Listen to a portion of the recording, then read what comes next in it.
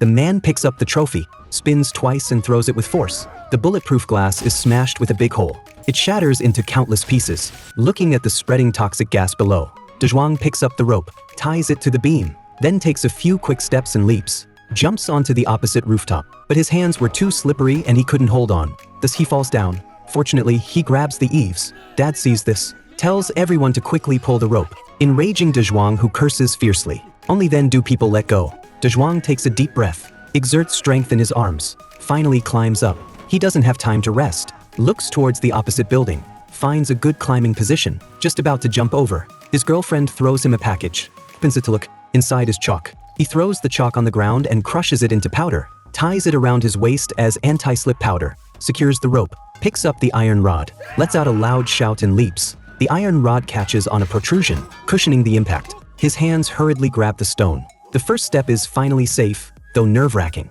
then climbs up clinging to the wall. At this moment, a young man leans out and looks up, is immediately startled, hurriedly picks up his phone, starts a live stream. Dezhuang wraps the rope around the stone a few times. His family watches, breaking out in a cold sweat. Dezhuang doesn't stop, continues climbing up. He clutches the eaves, inching forward bit by bit, scaring several people until they tremble. After a while, Dezhuang rests at the corner of the wall, applies some anti-slip powder, puts his fingers into the brick gaps, relying on strong arm strength, climbs up using both hands and feet. He tries to grab the desk lamp, but as soon as he exerts force, the desk lamp falls down. Shoddy construction kills people. He has to retreat downwards, bracing against another wall, looks at the toxic gas below, continues crawling forward, but at the turn, finds he can't reach the protrusion anymore. Turns out the rope isn't long enough. No matter how he pulls, it won't budge. He hardens his heart, unbuckles the safety harness. Now there's no safety guarantee. The slightest misstep and he'll be smashed to pieces. Fortunately, he manages them all, perilously but safely. But when he reaches the top, suddenly there's no place to grip. He spots the lion's mouth, pushes hard with his feet, finally grabs the teeth in its mouth, then uses his arm strength to climb up. Unexpectedly, a tooth breaks off. He almost falls down, then uses all his strength, holding onto the extremely smooth lion, finally climbs to the rooftop, then jogs along, opens the rooftop door. Relatives file in like this, looking at the helicopter in the air. They wave their arms and shout loudly, but the helicopter goes to a taller building's rooftop, doesn't see them at all. Xiaomei tells everyone to line up, raises their phones, turns on the flashlights, but it has little effect. Dezhuang finds a pull-up speaker, plugs in the power, turns on the switch, sees the helicopter coming, shouts for help incessantly into the microphone, but still fails to get attention. Xiaomei sees this, runs into the building, opens the power distribution box, frequently turns the power on and off. The rooftop billboard flickers incessantly. This change finally catches the helicopter's attention. After a few circles, it comes above them, lowers a rescue basket. People quickly squeeze into it, but due to too many people, it's overloaded. Xiaomei and Dezhuang, who arrived last, are left behind. Dezhuang hurriedly apologizes,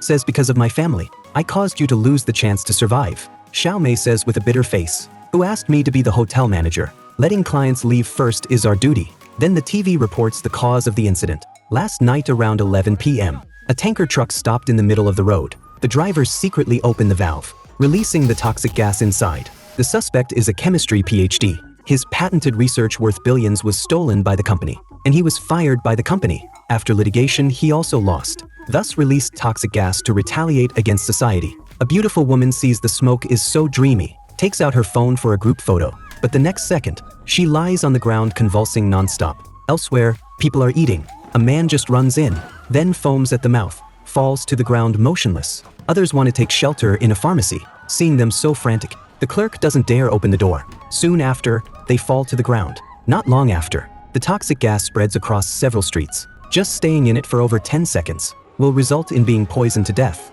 After the driver inhales the gas, the car loses control, crashes into a gas station. The shockwave shatters the hotel door, frightening people into rushing outside. But arriving at the entrance, people on the street are fleeing in all directions. Dezhuang still doesn't know what's happening. When he reaches the middle of the road, he finally sees the smoke in the distance. He tells his family to quickly return to the hotel. Unexpectedly, the boy's mother is already in the car. The woman sees the child crying, hurriedly gets out to check, but accidentally falls into the toxic gas. Dezhuang sees this, quickly runs over, carries the woman back on his back, but finds her face flushed red, breathing with great difficulty. By now, the building is surrounded by toxic gas, and it's continuously rising. Xiaomei brings several mops, lays white cloth over them, rolls them up inside, makes a simple stretcher, places the woman on it, then everyone runs upstairs. But arriving upstairs, the rooftop door is locked, and the key is in the first floor guardroom. They simply can't go down. Turns out, due to high stress, people often jump off buildings in Korea, hence the rooftop doors are locked. Then the TV reports, public buildings have gas masks that can protect against the gas, effective for 10 to 15 minutes. Helicopters have been dispatched, with rescue baskets installed below, but probably less than 10 are available. To escape to the rooftop, Dezhuang smashes the bulletproof glass, hence the scene at the beginning, and now only the two of them remain. The helicopter definitely won't come just for them. To survive, they can only go to a taller skyscraper. Dezhuang quickly runs to the hotel, finds the gas has already risen. He picks up the backpack, puts the rescue rope inside. Xiaomei finds protective suits. They go downstairs, quickly run towards the skyscraper, opens the rooftop door to look. The gas has also risen here. It won't be long before it engulfs them. Dezhuang checks the time, finds it's already been over 10 minutes. So he takes a filter from the backpack, replaces his own. He says something to Xiaomei, then turns and goes downstairs. Xiaomei wants to chase him, but is deterred by the gas. She takes off her gloves, raises her hands, climbs onto the door lintel, then steps on the pipe beside her, climbs into the attic. At this moment, she is very angry, continuously curses Dezhuang, calling him a heartless beast, actually running away alone. But as she curses, Dezhuang actually climbs up from a nearby ladder. Turns out he went down to find a filter, hurriedly replaces Xiaomei's, wants to climb to a taller building, but finds the rooftop door is also locked. Having no choice, they go to the top floor gym, but find no one inside. Dezhuang turns on the fan, blows the gas off his body, takes off his hat, hurriedly drinks some water, then opens the window. Now the gas is not far below, and there's only one filter left. Dezhuang throws a dumbbell to the opposite building. Xiaomei says, "I'm lighter than you. Let me go first," then climbs onto the rope, but just halfway, suddenly a dumbbell rolls down.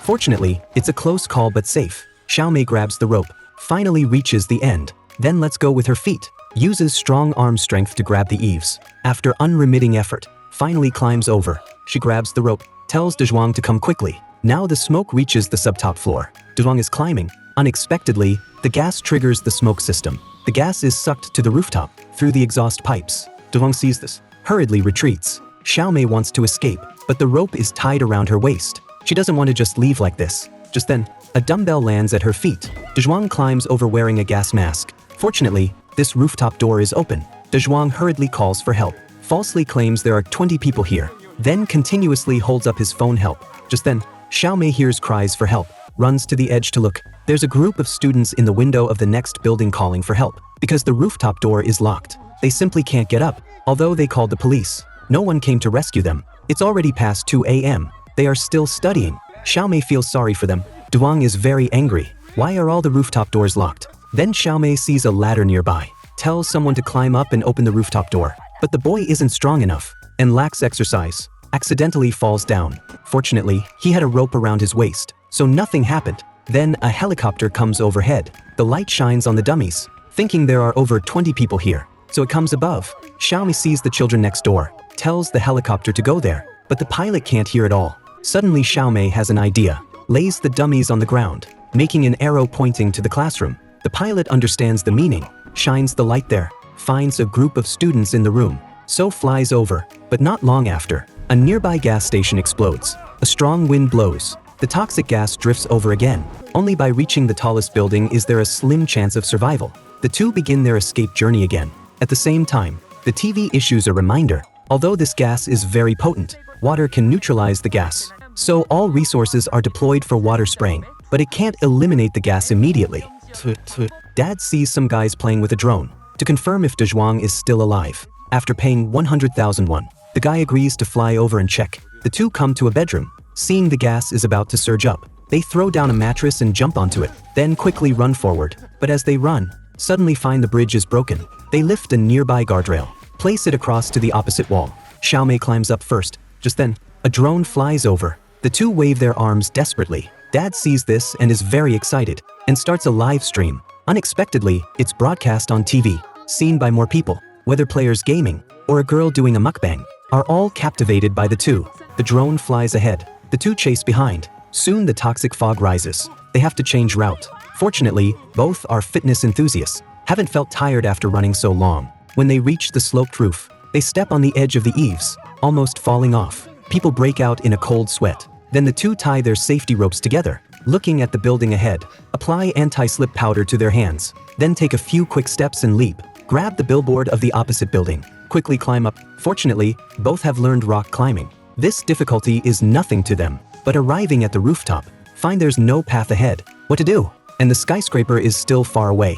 Dezhuang looks back, finds a tower crane behind them. The two immediately see hope. Just then, the drone suddenly runs out of power, crashes into the glass. The live stream signal is lost. People are very anxious. The two also fall into despair. After so much effort, in the end, still can't change anything. Just as the two are crying in each other's arms, suddenly Xiaomei sees another drone in the air. Not long after, more drones fly over, blowing away the gas below. Turns out many drone enthusiasts saw the live stream, hiding in various corners, controlling their drones, voluntarily come to rescue. Dezhuang waves to the nearest drone, draws an escape route on the ground. The drone nods to show it understands, then hangs the rope on the jib. The drone flies towards the tower crane, tries to hang the rope on the drain pipe. After multiple attempts, the rope is finally looped over. Dezhuang hurriedly tightens the rope, ties it to the guardrail, then hooks the carabiner onto it. The two shout to psych themselves up, then leap, trying to slide across the rope. Due to too much friction, they stop in the middle of the rope.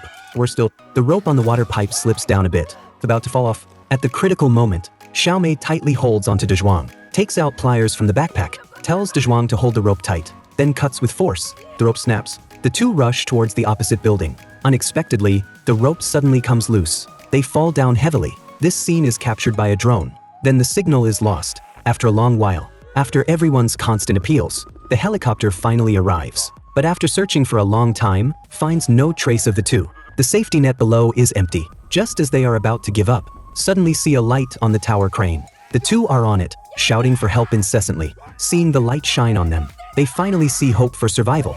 Then use both hands and feet, climb to the top of the tower crane, light the fireworks in their hands. The helicopter slowly flies over. Not long after, the rescue basket is lowered. Dezhuang and Xiaomei step out from it. The story ends here. This is not just a movie about extreme escape. It also hides many harsh realities. For example, the always locked rooftop doors are to prevent people from jumping to their deaths. The higher the floor, the easier to be rescued. Means the wealthy have a higher chance of survival. And students still cramming at dawn. Reflects Korea's 4 hours sleep, 5 hours fail education reality. And the mastermind behind this incident is because his patent was stolen and his appeal failed. Took extreme retaliatory action. Making an escape movie that also exposes current social issues is precisely the brilliance of this movie. A movie takes you into the world of cinema.